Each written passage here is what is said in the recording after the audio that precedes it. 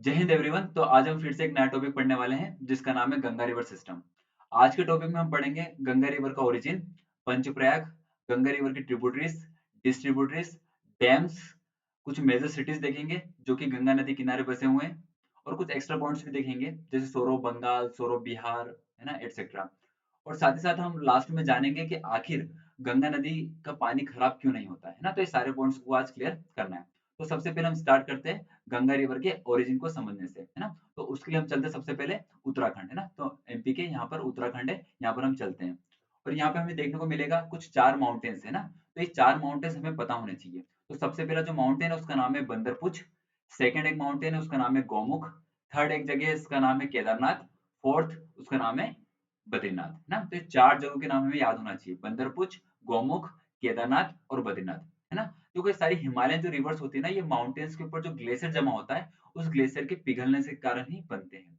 तो ये जो चार माउंटेन है, इन चारों माउंटेन के ऊपर कुछ ग्लेशियर्स भी है ना। तो उनको भी हमें समझना है। तो सबसे पहले हम देखेंगे बंदरपुछ के ऊपर जो ग्लेशियर है उसका नाम है यमुनोत्री, है ना। तो जो गौमुख माउंटेन है उसके ऊपर जो ग्लेशियर है उसका नाम है गंगोत्री। केदारनाथ जो माउंटेन है उसके ऊपर जो ग्लेशियर उसका नाम है चोराबारी। और जो बद्रीनाथ है उसके ऊपर जो ग्लेशियर उसका नाम है सतोपंथ, है ना। तो चार माउंटेन्स हो गए और चारों के ऊपर जो ग्लेशियर है वो हमने देख लिए। अब एक एक करके हम रिवर्स को पढ़ना स्टार्ट करते हैं। तो सबसे पहले देखो बद्रीनाथ जो है ना, यहाँ से एक रिवर का ओरिजिन होता है। इस रिवर का नाम है अलकनंदा, ठीक है। और इसी अलकनंदा नदी पर एक और नदी का संगम होता है जिसको हम बोलते हैं धौली गंगा, है ना। और यहाँ पे एक और चीज समझना है कि जहां पर दो नदियों का संगम होता है उसको हम प्रयाग बोलते हैं, है ना, संस्कृत भाषा में प्रयाग बोलते हैं। तो धौली गंगा और अलकनंदा जब दोनों मिलती है तो उस प्रयाग को हम बोलते हैं विष्णु प्रयाग, है ना। उसी के बाद एक और रिवर है जिसका नाम है नंदाकिनी। ये भी आगे किससे मिलती है, अलकनंदा से। और ये भी प्रयाग बनाती है जिसका नाम है नंद प्रयाग। तीसरी एक और रिवर है जिसका नाम है पिंडारी। ये भी आकर किससे मिलती है, अलकनंदा से। और एक प्रयाग बनाती है जिसका नाम है कर्ण प्रयाग, ठीक है। अब हम जाएंगे केदारनाथ और चोराबारी ग्लेशियर पे। यहाँ से एक रिवर आती है, इस रिवर का नाम है मंदाकिनी। और ये भी आकर किससे मिलती है, अलकनंदा से। और ये भी एक प्रयाग बनाती है जिसका नाम है रुद्र प्रयाग, ठीक है। इसके बाद फिर हम चलते हैं गौमुख गंगोत्री। यहाँ से एक इंपॉर्टेंट रिवर का ओरिजिन होता है जिसका नाम है भागीरथी। और ये भागीरथी भी आकर किससे मिलती है, अलकनंदा से। और यहाँ पे प्रयाग बनाती है और उसका नाम है देव प्रयाग, है ना। तो देखो विष्णु प्रयाग, नंद प्रयाग, कर्ण प्रयाग, रुद्र प्रयाग, फिर आता है देव प्रयाग। तो ये टोटल कितने प्रयाग हो गए, पांच प्रयाग। तो इसको बोलते हैं पंच प्रयाग। और फिर इसी के बाद यानी कि देव प्रयाग के बाद इस नदी का नाम हो जाता है गंगा रिवर, ठीक है। इसके बाद हम देखते हैं बंदरपुच माउंटेन जहां पर है यमुनोत्री ग्लेशियर। तो कॉमन सेंस लगाने की कोशिश करो कि यमुनोत्री ग्लेशियर से कौन सी रिवर का ओरिजिन होता होगा, है ना। तो देखो यमुनोत्री ग्लेशियर से एक रिवर का ओरिजिन होता है, इसका नाम है यमुना। और ये यमुना गंगा से मिलती है, कहां पर मिलती है, प्रयागराज में, है ना। देखो ये प्रयागों का भी बहुत बड़ा प्रयाग बन गया कि खुद यहाँ पर गंगा और यमुना क्या हो रहा है, संगम हो रहा है। इसलिए जगह को हम बोलते हैं प्रयागराज, है ना। और जहां पर इसका संगम होता है उसको हम बोलते हैं त्रिवेणी संगम। तो त्रि मतलब तीन होता है। तो ऐसा मानते हैं यहाँ पे गंगा, यमुना और सरस्वती नदी का संगम होता है। तो सरस्वती तो फिलहाल हमें देखने को नहीं मिलती है, शायद विलुप्त हो गई है या तो जमीन के नीचे फ्लो कर रही है ना। इसलिए इसका नाम त्रिवेणी संगम जाना जाता है। तो ये कुछ हमने पंच प्रयाग देख लिए, है ना। और कुछ ट्रिब्यूटरीज देख लिए अलकनंदा और गंगा की, ठीक है। अब हम गंगा को और आगे पढ़ना स्टार्ट करते हैं और गंगा की लेफ्ट हैंड ट्रिब्यूटरीज देखना स्टार्ट करते हैं। तो सबसे पहले गंगा की लेफ्ट हैंड ट्रिब्यूटरी देखेंगे, इसका नाम है राम गंगा। उसी के बाद एक और लेफ्ट हैंड ट्रिब्यूटरी है गंगा की, उसका नाम है गोमती। फिर आती है घग्गर। उसके बाद एक और ट्रिब्यूटरी, इसका नाम है गंडक। उसके बाद एक और ट्रिब्यूटरी, उसका नाम है बुरी गंडक। और उसके बाद एक और ट्रिब्यूटरी है जिसका नाम है कोसी, जिसको हम सोरोफ क्या बोलते हैं, बिहार, सोरोफ बिहार के नाम से भी जानते हैं। और लेफ्ट हैंड ट्रिब्यूटरी में एट लास्ट हमें याद रखना है, उसका नाम है महानंदा, है ना। तो ये सारी हमने देखी गंगा रिवर की लेफ्ट हैंड ट्रिब्यूटरीज। अब हम देखेंगे कुछ राइट हैंड ट्रिब्यूटरीज। तो सबसे पहले हमको देखना है सोन, है ना। तो सोन राइट हैंड ट्रिब्यूटरी है जो कि मध्य प्रदेश के अमरकंटक से ओरिजिन होता है ना। तो इनके देखो ओरिजिन जो है ये मैंने लास्ट में एक लिस्ट बना के दे दी है, जो दूसरे ट्रिब्यूटरीज वगैरह है। तो इसको एक बार अपन लास्ट में और पढ़ लेंगे या तुम वहां से भी इसको पढ़ सकते हैं। एक और ट्रिब्यूटरी राइट हैंड गंगा की, इसका नाम है पुनपुन, है ना। और देखो ये तो सारी ट्रिब्यूटरीज है, यानी कि जो छोटी छोटी नदियां जो बड़ी नदी में आके मिलती है उसको बोलते हैं ट्रिब्यूटरी।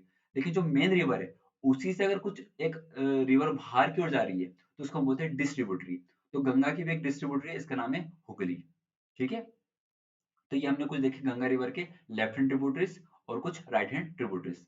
अब यहाँ पे देखो एक और चीज हमें ऑब्जर्व करना है कि जो यमुना रिवर है ये राइट हैंड ट्रिब्यूटरी है गंगा की, और ये इकलौती ऐसी मेजर रिवर है जो कि हिमालयन माउंटेन रीजन से आ रही है ना, तो इस चीज को भी हमें याद रखना है। और साथ ही साथ हम यमुना की भी कुछ ट्रिब्यूटरीज देख लेते हैं। तो देखो यमुना की ट्रिब्यूटरी हमको देखने को मिलती है, इसका नाम है चंबल, फिर नेक्स्ट है सिंध, बेतवा और केन। ये चार इंपॉर्टेंट ट्रिब्यूटरीज है यमुना की, और ये चारों की चारों का जो ओरिजिन है ये है मध्य प्रदेश से। ठीक है। और वहीं एक और चीज हमें याद रखना है कि कोलकाता के बाद यानी कि जो हुगली जो रिवर है उसके बाद ये जो रिवर है अपनी गंगा ये चल जाती है बांग्लादेश की ओर, है ना। तो वेस्ट बंगाल में के बाद क्या चल जाती है बांग्लादेश की ओर। तो बांग्लादेश में गंगा रिवर को हम पद्मा के नाम से जानते हैं। ठीक है। नेक्स्ट अब हम समझेंगे कुछ special facts about Ganga river system.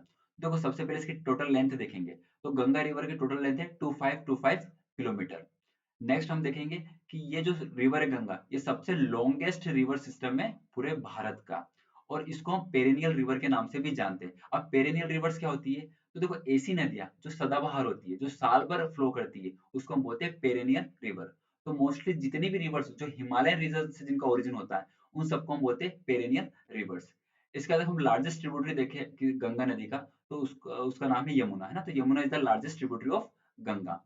Next हमें एक और फैक्ट याद रखना है कि गंगा नदी में हमें कुछ डॉल्फिन्स देखने को मिलती है जिसको हम बोलते हैं गंगा रिवर डॉल्फिन्स, है ना। तो जो गंगा नदी में पाई जाती है जो कि फ्रेश वाटर में ही होती है, और ये जो डॉल्फिन्स होती है ब्लाइंड होती है, तो ये अपने जो अल्ट्रासोनिक साउंड होती है इसके थ्रू ही शिकार वगैरह करती है। नेक्स्ट हमको याद रखना है कि जो हमारे गंगा रिवर है उसका जो सबसे ईस्ट मोस्ट जो पॉइंट है वेस्ट बंगाल में, है ना। वेस्ट बंगाल की बात कर जाती है गंगा बांग्लादेश में चल जाती है, तो जो सबसे ईस्ट मोस्ट पॉइंट है वो है फरक्का बैरेज, है ना। तो फरक्का बैरेज के बाद गंगा नदी कहाँ की ओर चल जाती है बांग्लादेश की ओर, वेस्ट बंगाल, है ना। उसके बाद हम एक और चीज देखेंगे हुगली रिवर के बारे में ना, तो हुगली रिवर का एक डिस्ट्रीब्यूटरी है गंगा की जिसको कटी गंगा के नाम से भी जाना जाता है, और इस नदी के किनारे एक इंपॉर्टेंट शहर बसा है जिसको हम बोलते हैं कोलकाता। वही हमको कोलकाता में एक हावड़ा ब्रिज के बारे में हमने सुना होगा, तो जो हावड़ा ब्रिज है ना वो भी हुगली रिवर के ऊपर ही बना हुआ है।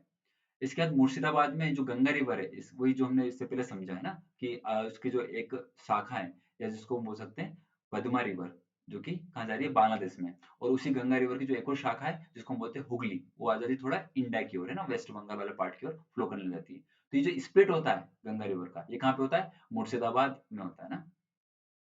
दूसरा एक और चीज रखना है कि जो दामोदर रिवर है, दामोदर रिवर जो है ट्रिब्यूटरी किसकी हुगली की, है ना। तो ये जो दामोदर रिवर है इसको हम बोलते हैं सौरव बंगाल। अब देखो सौरव बंगाल सौरव बिहार ये होता क्या है, तो इसका मतलब होता है कि दुख, है ना। सौरव का मतलब होता है दुख, और दुख किस बात का, तो ये जो रिवर्स है ये जब भी यहाँ फ्लो करती है तो बार बार बाढ़ आती है ना। तो ये बाढ़ इस नदियों के कारण इस रीजन में काफी बाढ़ आने को देखने को मिलती है, तो इसके कारण काफी जान माल का नुकसान होता है, इसलिए इसको हम सौरव बंगाल बोलते हैं दामोदर रिवर को, है ना। वही जो दामोदर वैली है उसको द रूहर ऑफ इंडिया के नाम से भी जाना जाता है। तो देखो रूहर क्या है, एक जगह का नाम है कि जर्मनी वगैरह में वहां पे कोयला बहुत ज्यादा पाया जाता है ना। तो सेम जो दामोदर वैली है यहाँ पर भी हमें बहुत ज्यादा मात्रा में कोयला देखने को मिलता है, इसलिए हम द रूहर ऑफ इंडिया के नाम से भी जानते हैं। ठीक है। और वही जो कोसी रिवर है उसको हम सोर ऑफ बिहार बोलते हैं ना, और क्यों बोलते हैं हम समझ चुके हैं ऑलरेडी। इसके अलावा हम कुछ इंपॉर्टेंट पॉइंट देखेंगे जैसे डैम्स ऑन गंगा रिवर। तो सबसे पहले इंपॉर्टेंट डैम याद रखना हमें टेहरी डैम, और जो टेहरी डैम है ये हाईएस्ट डैम ऑफ इंडिया है, यानी कि ये सबसे बड़ा डैम है इंडिया का, और ये कौन सी रिवर पे है, और ये है गंगा रिवर पे, और कहाँ पाया जाता है उत्तराखंड में। नेक्स्ट याद रखना कोशी प्रोजेक्ट, ये कोसी नदी पर है। रिहंद डैम, अब देखो जो रिहंद रिवर है ये सोन रिवर की ट्रिब्यूटरी है ना, तो सोन रिवर किसकी ट्रिब्यूटरी, गंगा की ट्रिब्यूटरी है, तो ओवरऑल ये भी गंगा रिवर सिस्टम का ही पार्ट है। तो रिहंद डैम रिहंद नदी पर है। वही बाणसागर डैम, ये भी एक जो है बहुत हाइड्रोइलेक्ट्रिक जो पावर प्लांट यहाँ पे देखने को मिलता है। जो बाणसागर डैम है ये भी सोन नदी पर देखने को मिलेगा। वो जो माता तिलक डैम है ये भी है सोन नदी पर।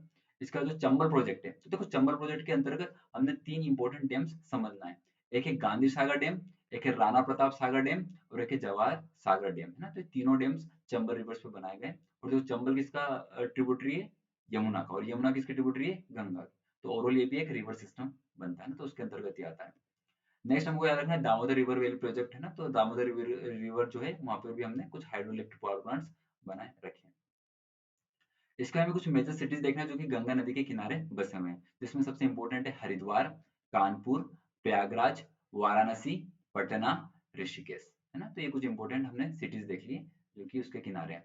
इसके अलावा जो गंगा नदी की कुछ ट्रिब्यूटरीज है, उसके किनारे भी कुछ इंपॉर्टेंट शहर है, जैसे कि रामगंगा के किनारे हमको देखने को मिलता है बरेली, वहीं गोमती के किनारे हमें देखने को मिलता है लखनऊ शहर और जौनपुर।